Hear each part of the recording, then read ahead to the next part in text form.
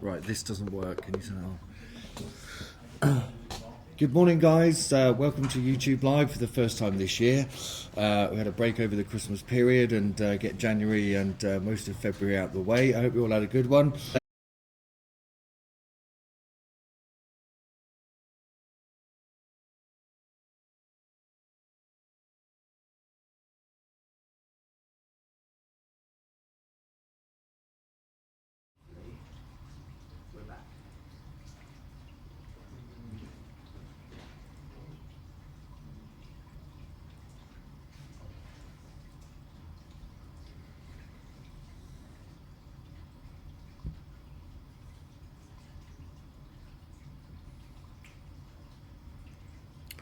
Sorry about that, we seem to have some technical difficulties. One thing I will say is if you can hear running water in the background, I do apologise.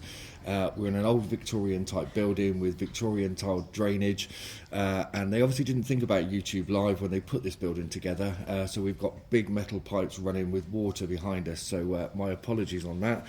It's nothing other than the water running from the drains. So again, without further ado, let's have a look. We have these new heads, the ELC 125 and 500. I've had good opportunity to shoot with these. There are lots and lots of videos on the flashcenter.com website, and there are also some videos on our YouTube channel again. So you're obviously subscribed. If not, hit the subscribe button and the bell to be notified of the new products. But there's some quite informative shoots. There's a big overview video going through every different detail and the menu systems on these new heads, and some shoots that I did with them as well. I've been absolutely blown away with the quality of these units. They've been a long time coming. I saw them in Switzerland quite a long time ago, probably getting on for 2 years ago now. And Elinchrom being Elinchrom, they've released these units absolutely bang on. The colour exposure, colour temperature, exposure consistency is absolutely spot on. I shot in anger for probably 2.5 days last week before last, and some of the images that were coming out, just pushing these units to their limits, and just superb bits of kit. So let's have a look at the units. I'm not going to go through all of the features because there's videos out there that run you through the whole sort of overview of the units anyway, but let's have a look. I mean, the whole design of these new units is completely different to anything we've seen before. There's a good weight behind them, and even with the 125 head, this really packs a punch. Again, typical Elinchrom, they're 125 units, but they're 131 watt seconds with a 5-stop range in power. So like the D-Light 1s, if you're familiar with the little D-Light 1, the 100 watt unit, these go down to the same power, so we can get the light in really close, we can get the aperture wide open and shoot very shallow depth of field. But they also, at the higher end, give you a really decent aperture for maybe some family groups or things like that. The 500 obviously goes up a bit higher. It's a 7-stop range and adjustable like this one in 10th of f-stops, but also in full stops as well. We can change the configurations within the menu systems. We have flash durations on these that we haven't had on units of this price before, because Elinchrom have now changed over to an IGBT circuit that has changed from the Elinchrom full flash curve, which is what the Pro HD ELCs use. This allows us to get much shorter flash durations. So all of the specs are online. But the flash duration, the fastest on the 125 is just under 0.008 of a second, and the 500 is 9.5 thousandths of a second. Again, to show the flash duration and how good it is, there's another video online about freezing motion, and we had a fan with a model with some hair blowing, and it worked really well, freezing the hair strands. And there's sort of a before and after picture, if you like, with a slower flash duration, one with a faster, and it shows the difference that the flash duration actually makes in the image. So you'll see on the back, those of you that are actually familiar with the ELB 500 TTL, the screen has been used on the back here. It all looks very similar. This unit is TTL, it's HSS and manual. The TTL I found was within 1/3 of a stop accurate.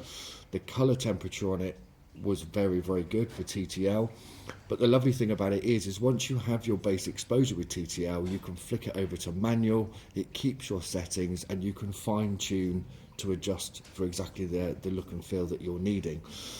So it's a really, really advanced head, and the menu layout on this unit is really, really well thought out. They've taken out a lot of the features that people just don't need, and they've put it and made it a very intuitive system. My favourite bit on this head, there's two bits I love. We have coloured group settings, so we can look at a head in the studio and decide what group it's on by what colour it's displaying on this side panel. We can put every group in a different colour. We can adjust the brightness of this as well, so we can have a low, a medium, or an intense light coming from here to maybe it's in a bright situation, we can up the power of that illumination to make it very easy to see. And the next feature that I really love is this little star key on the back here. This is your favourite key, so any of the options within the menu, you can set up one favourite from behind here. So I tried it with the group, so I can press the button and it changes the group that the head is on without going into the menu and fiddling around. But also, I changed it from standard flash duration to fast or action flash duration. So if you are shooting in the studio and suddenly you want some movement with hair in the shot, you can literally press the button and it goes into action mode, and you can fire up very, very fast flash durations. So Elinchrom have added the ELC 1200 modelling lamp into the front of this unit, which is fully dimmable. It's a true 92 CRI modelling lamp and is the equivalent of 120 watts of halogen. So even if you don't want the flash to go off, we can fill with daylight using the modelling lamp, and the intensity is brilliant. Videographers tend to like these units as well, especially with the ELC 1200, because they can use them for talking head interviews and other video requirements, and you've got a flash unit and an LED in one unit. And obviously the difference is you can shape the light better by putting any Elinchrom modifier on the front as well. We have the double lock mechanism on here, the same as the D-Light, but a much more robust control. So we've got this really positive lock on the top now, so we can take the reflector off, we can turn it on and lock it, and then double lock it. So it's going to work for every modifier, no matter how big it is. And unlike the D-Light one, this is a much heavier constructed unit, so it allows us to put the biggest modifiers we can on the front. You're not limited to 135 centimetre softboxes, which is great for all of the newborn photographers and people that want big soft light at very, very wide apertures. The other bit of technology that was stolen from the ELC 1200 is the stand bracket. This actually has friction plates on, so we can have the head not quite tight, or the handle not quite tight. This allows us to move our head wherever we need to go with the friction, and then we can just literally, by moving it very slightly, we can lock it and keep it in place, so there's no droop or anything like that. It's a really robust stand bracket. So there's a lot of thought and design gone into this, along with the big handle on the top, which obviously helps to move it with big modifiers and things on the front. If we go back to the display on here, I say I'm not going to go through the menu systems on here, but the video is out there explaining everything you need to know. Hopefully we can get a link put up as well to that video, so that you can actually go straight to it and see the menu systems and see what this is actually capable of. But again, I can't mention enough the colour consistency and stability of this unit, even working it really, really hard. It's a lovely bit of kit. I'll also try and get the links put up as well for the product lines and all of the pricing on theflashcentre.com. So follow the links and have a look, and it will tell you everything you need to know. If there's any other questions you've got, obviously please send them in. The videos do a good job, but sometimes we don't cover everything, because I possibly can't cover everything that everyone needs to know. But ask the questions, give the branch a call, or drop us a message on social media, and we'll be happy to answer those questions for you. And at some point, if you want to rent these, they'll be in our rental department as well. So the other thing you'll notice is that Elinchrom have now put the power socket in underneath. This is a really, really great idea as far as I'm concerned, because if I'm shooting outside and it does start to drizzle, my power socket and everything underneath that's electrical is actually hidden away, so you know, it will last a lot longer than a D-light, maybe with the fan vents on the top. So you know, there's a lot of thought gone into this, and they run very, very well off battery inverters as well out in the field. So you know, you can take them anywhere with you, and it just makes them a little bit more portable. In terms of physical size, the 500 watt unit isn't a lot bigger. One thing you'll notice is that, you know, they've got a good weight behind them, and it just kind of reeks of build quality. It's really, really well put together. When you compare it to a little D-Light 1, the difference in weight is big, but if you're putting this in a studio with a big modifier on it, you know it's a safe unit. You know it's going to handle the biggest modifiers that you want to put up on the front of it. So let's go through a few more of the specs. We've mentioned the modelling lamp, we've mentioned the flash modes, and the action and the standard flash modes. Elinchrom's colour science is built into it. Action will give you a very slight variation in colour temperature, as with any IGBT unit, but it's kept to a minimum. The colour stability over the complete power range on the 125 head is plus or minus 150 Kelvin, which you're going to have to look pretty hard to see that. And the 500 is plus or minus 200 Kelvin. So again, it just kind of shows the build quality.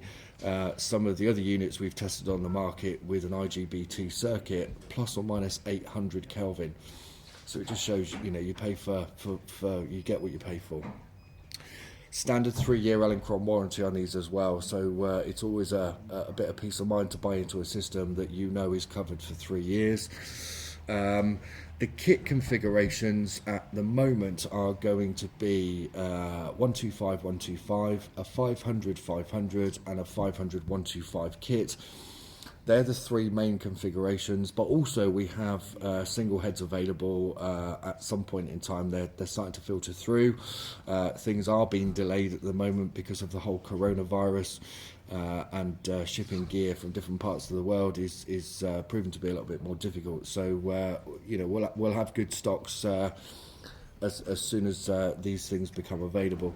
The other thing I love about this is Elinchrom have now changed from their very old-fashioned light grey reflectors to these new charcoal grey reflectors, and it makes the unit look a whole lot more modern. If I turn this off a little bit now so that I don't blare through into the camera, we can see that they've gone down the road of putting the dome on the front. I believe that there is going to be a frosted dome or a diffused dome to go onto the front of this as well, which will help with your single point light source inside when using it for videos, getting rid of maybe a little hot spot in the middle just to even everything out. It just has the standard Elinchrom fitment on the front, our standard reflector, which, you know, we've covered this before. When you put the reflector on the unit itself, it becomes a continuation of whatever modifier you put on the front. So again, light shaping is massively possible in any situation because we're filling the complete modifier with light. When you start looking at some of the other heads on the market where they have a tube that's set back in a tube, it's impossible to fill the softbox with light to its very, very edge. So, you know, this will make the most of any softbox that you put on the front of it. The other nice thing that a lot of people will be pleased about is the central brolly tube. We've moved it from the bottom to the top, but now the brolly tube is able to take 7 and 8mm brolly shaft. So maybe you've got a third-party Photix or Westcott umbrella that you want to put in. That's all now very possible without using the third-party mount that actually comes onto the stand and takes the optical centre away from the light. So that's a really nice feature. They've also upgraded the rollers inside, so you can put the biggest brollies in there and it actually grips the shaft nicely and stops anything drooping or falling down. So in a nutshell, that's it. The only other thing I need to really talk to you about is the recycle times.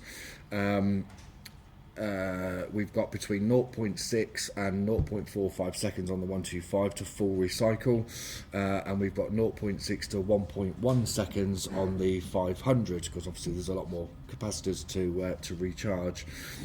The weight, 2 kilos for the 125 head and 2.5 kilos for the 500, making up for the extra capacitors within that unit.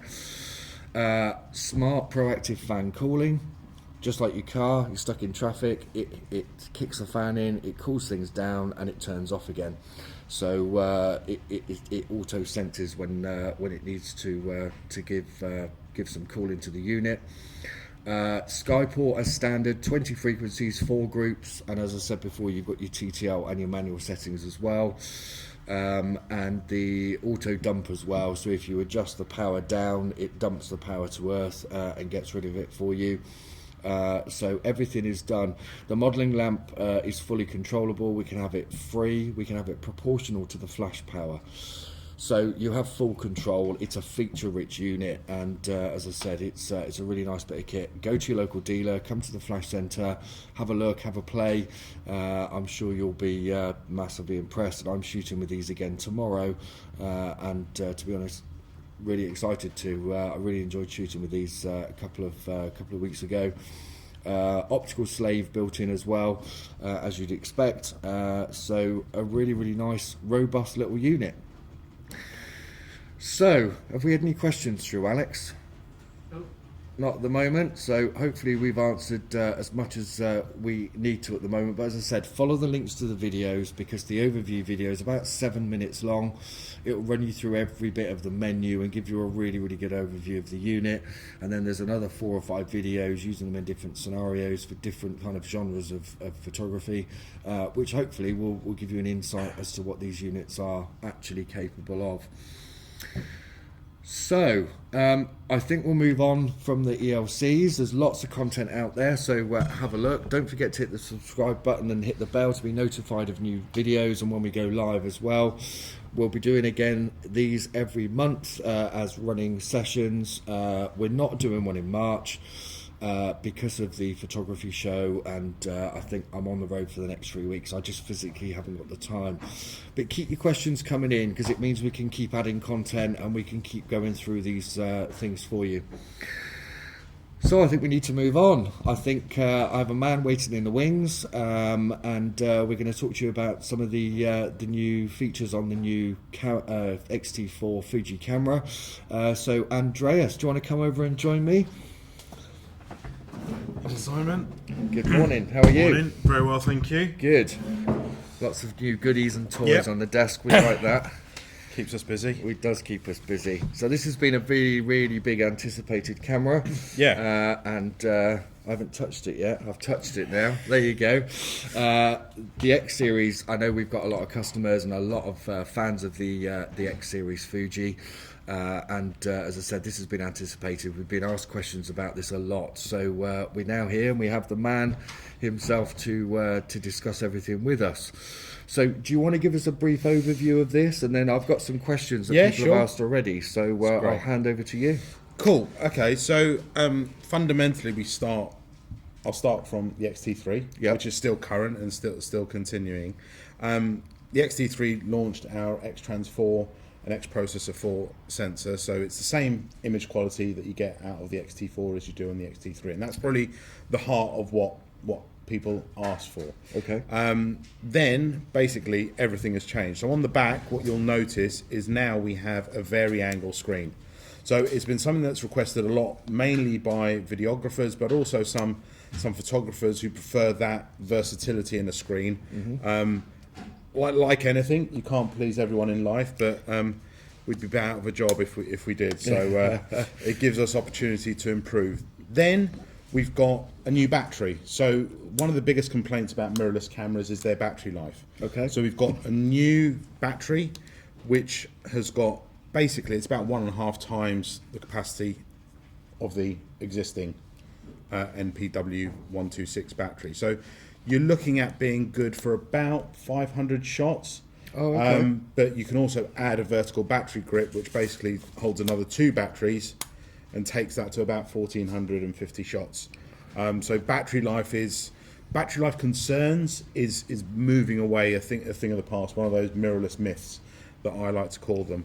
Then we've got what will look like a bit of a wobbly sensor, and we've got in-body image stabilization for the first time in an XT camera. Clever. So we had the XH1, which helped us develop in-body stabilization, but it was a bigger camera overall to accommodate that new system. Okay. What the engineers have been able to do over the past couple of years is miniaturize that technology.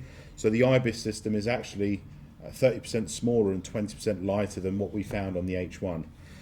Primarily that's been managed by using more magnets and to sense the gyroscopic movements and things like that and counteract things, rather than just using coiled springs and things like that. So that's the core of what's different. Okay. But in all fairness, you don't have an hour and a bit for me to go through absolutely every single difference, and that's ultimately why we're here today at TFC with the camera, so that people can ask us any questions, or come in and see the camera for themselves. So that's a brief overview. At the heart, same image quality, but everything dialed up to 11. Perfect. We like everything that goes up to 11 here. That's all good news. Excellent. So there's obviously video content and stuff out on the web as well. Yeah, of course. So yesterday was the announcement date, 5 o'clock in the morning for those early birds. And we've got product videos, and we've got like ex-photographers who've been using the camera and shooting them in harsh conditions. So on Fujifilm-X.com, you'll find all that content, or on YouTube. But likewise on your website, you'll find all the detailed specifications, all the nitty gritty. But I'm ultimately here to answer those awkward questions that sit between those specifications. Yeah. Okay, that's fine. I do the same with Elinchrom, so we're used to this.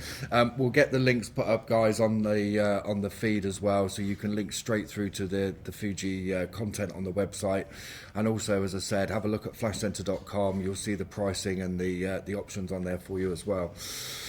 So we've got a few questions that have already come in because we advertised this a couple of days ago, and we've had some questions that have pre-asked. So I'm just going to run through these as a list, mate. Is that all right? Of course it is. So how long will a single battery last in 4K video mode? How much is this boosted by the grip? I know we've touched on this. Yeah. But, so in video mode, you're looking at about 85 minutes shooting 4K. Okay. About 95 minutes shooting full HD. And technology has changed, technology has changed, but that's sort of like, that's our own internal testing, and obviously stopping, reviewing will change that and things like that. So so as a real rule of thumb, it's about an hour and a half worth of video that you're going to get. That's pretty impressive. The battery grip basically just bolts onto the bottom of that, holds another 2 batteries, so you're looking at like two more batteries. So you're looking at, what, 4.5 hours worth of video. You shoot a major movie in exactly. that time, can't you? So now, unfortunately, we still have the limitation of being able to shoot 30-minute clips. Okay. But most things aren't maximum, so like 30 minutes. But we do have USB-C, and you can use a power delivery power bank to plug straight into as an alternate power supply as well. Perfect. That sounds like a proper job. Brilliant. The next question is, specifically, how has the face and eye tracking been improved? How will the performance here compare to an XT3? So we don't actually have numerical percentages in terms of it's 20% better, 30% better, whatever. But there is a new autofocus algorithm in the T4 versus the T3. It means that the fastest autofocus possible is 0.02 of a second. When in the XT3 it was 0.06 of a second. So it's a massive improvement in terms of acquiring a subject. And then tracking autofocus has been massively improved. We now use color information and shape information to be able to track a moving subject across the screen. Likewise, face detection works further away and is able to track across the screen. Brilliant. So unfortunately, I don't have a percentage to give you, but lots, I think, is the that's polite fine. answer. I think lots is good, and I'm sure these things will come out in time. I mean, people test these things, and the information will be available. But we're giving you this fresh. This is probably one of the first exclusive looks at the XT4 online with the man himself. So it's always good. So if you've got your questions, keep any more coming through. When is the expected shipping date for pre-orders? So we're hoping that the camera will arrive sort of like end of April, early May time. Okay. Excellent. So not too far down the line. Not too far down the line, yeah. So we've obviously got a number of touch and try days and these sorts of hands-on events. We want to make sure that as many people get their chance to have a play with it as soon as possible. And I think we got your guys here this afternoon Yeah. doing a touch and try day as well. So if you're local and you can get into London, pop down and have a chat with the guys and have a play with the gear. We've got a studio we can set up. You can have a play as well. So Definitely come down. Right, the next question we had, is the video autofocus quicker than the XT3 for tracking subjects? I think we've virtually covered that anyway. Yeah, specifically for video, we don't have that exact figure, but yes, in terms of tracking autofocus performance, it is much quicker. Perfect. Okie dokie.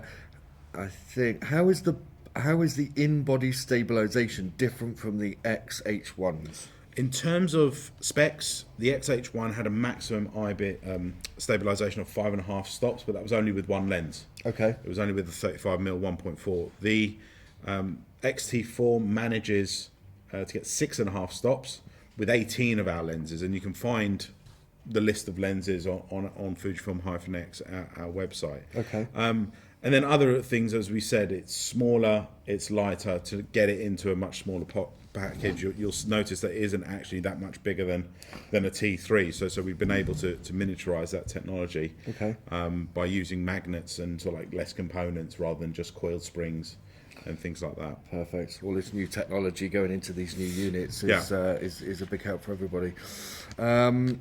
Okay, the next one. With the new mode dial for dedicated video and still shooting, are your settings saved switching between both? That's a good question. Yeah. So what you'll notice is on the back, we've actually got stills and movie as a selectable switch, and it now means that internally that those two menus are completely separate. Okay. So you can set up your camera for stills, flick to movie, and none of those settings actually transfer over. So you can flick between the two, and we get seeing more and more of our professional photographers needing to shoot bits of movie. So it's good to have those two menus completely separate. We've also added a Q menu specifically for movies as well. Okay. So you're not worrying about, okay, what are my settings for stills, what's going to carry over. Don't worry about that. What your settings are for stills are separate to what you are for movie. Perfect. And just going on that subject again, the photographers that we deal with, we're noticing are shooting or being asked to shoot quite a bit more videos or video clips. Hence the reason we covered the modelling lamp on the new ELCs. So the whole industry is kind of looking at a kind of a crossroads of videos and stills being shot with the minimum amount of kit. So, you know, again, it goes hand in hand, which is lovely. Okay, any plans for a pixel shift firmware update in the future? Like most things, we can't really talk about what's going to happen in the future. I'd love to see things like that, but right now we can't comment about future firmware updates. That's fine. So just wait and see what happens. Yeah. The last question I have on here is, how much are the batteries boosted with the grip?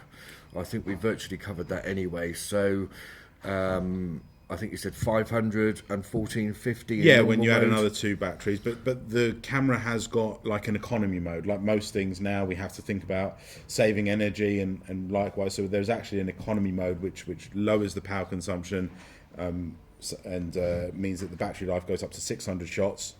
And so like with 3 batteries total, you'd get to about 1700 shots with the grip. So there is sort of like normal, boost, but economy as well to save power. Okay.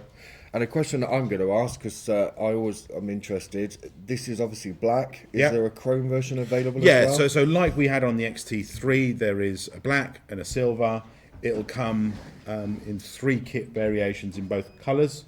So body only, with the 18-55 lens that we've got on the XT3, and with the 16-80 lens. So you'll be able to buy it in 3 kit variations. Perfect. That sounds good. Do you know the prices currently off the top of your head? Yeah, so body only is 1549. Okay. With the 18-55, which is normally about a £600 lens, is 1899. So you get massive saving. Good saving. But for me, the kit to go for is the one with the 16-80 because it's only a 50 quid more. Okay. So you're looking at 1949 with the 16-80. If you're buying into the system new, otherwise, obviously, you're probably going to go body only. Yeah, that's fine. Yeah, if you've already got your range of lenses, it's just adding the new body to it, isn't it? So That's great. I mean, the lithium technology as well is getting better in everybody's systems, and we've noticed that even from the old 400 watt ELB 400, the lithium battery technology now in the ELB 500 is so much better. We always tell people to put their lithium batteries away fully charged. Yeah. Because lithium has a tendency to go to sleep if it's left flat for too long. Yeah. Is that the same technology in your batteries? Do you know? Or It's not something I know specifically about our batteries, but we would recommend always the same thing. So if you're not going to use the batteries for a long period of time, fully charge them, leave them in the camera. Yeah. There's obviously an internal battery in these cameras which keeps date, time, and all your settings. So you want to make sure that battery's charged up as well. Okay, and that charges from the lithium battery? It charges initially from the lithium battery, yeah. Okay. Perfect. So there's a top tip. Always put your lithium batteries away charged. It's the biggest question we get asked about performance of batteries, keeping them in tip-top condition. So put them away charged. My way of doing it is to charge them up fully, put them away, and the night before a shoot I get them out and just put them on the charger for half an hour each, just to kind of reinvigorate the lithium. And these are safety features built into lithium technology because lithium is quite a volatile substance, so all of these safety features are put in for everybody's safety, really. So there we are. Is there any more questions on that one, Alex? Okay, so I think we've answered quite a few of the questions now. We will put the links up onto the website, everything we've spoken about. And as I said before, if you are in London or local to London, can get in this afternoon, come and have a play with these cameras. We've got the guys in from Fuji this afternoon. Be very, very willing to let you have a play with them, take some images. We can set the studio up. You can take some pictures in a studio environment. Don't miss out. Come and have a play and come and touch and try. It's always nice to actually physically have it in your hand as well. So there we are. So I think that brings us to the end of our YouTube Live for this morning. I hope you've all enjoyed it and found this really, really informative on both sides. And I'd just like to leave and say thank you to Andreas for taking the time to come over. Also, don't forget Fuji's new house of photography over in Covent Garden. I'm yet to go, but I'm going to try and go. It looks like a very, very impressive place to learn and try and touch things. Yeah, exactly. It's all about experiencing everything to do with photography, from picture taking to picture making. So we've got all our X series and all our Instax and all our printing facilities as well. We've got a gallery, we've got all of that. But in essence, we want to encourage more people to take more photos and do more with them. And the house photography is a lovely place for people to just come in and enjoy all the pictures they take. Perfect. I've seen lots about it. I've been told about it by a few people, and I'm dying to get over there and go and have a look. So don't forget that. Have a look up House of Photography Fuji in Covent Garden. You'll get all of the details you need on there, and go and pay them a visit. But we'll leave you with that. Thank you very much for your time. Don't forget to hit the subscribe button and click the bell to be notified of when we go live or new video content. And thank you, Andreas, for taking the time. Thank you, Simon. And we'll see you all again very soon. Thanks for watching.